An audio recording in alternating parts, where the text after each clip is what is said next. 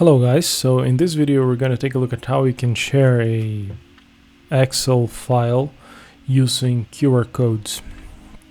So in order to share this spreadsheet, there's two options really to do that. The first one, you can use a website like QR Tiger. It's qrcode-tiger.com. You come to file and you upload your file here. The problem with this is that this is not free, so you're gonna have to pay a couple bucks to use this service. Another way to do that is free is by using Google Drive. So in order to do that, make sure you bring your file to Google Drive. Then you select these three dots here and go to share and then share.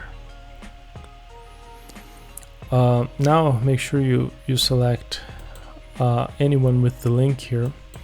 So this means that anyone with the link to this file is going to be able to see it. So this is not going to affect other files in the same folder, just the file you selected. So make sure you click copy link. Then you open a new tab and go to qr.io. Then you paste the link that you just copied, and it's going to generate a QR code on the right hand side. You can download the image file if you want to embed it into a text document or something, or if you just simply want to print this, you download the PNG file and open it on your computer. So that's it for today. Make sure you like the video, subscribe, and see you in the next one.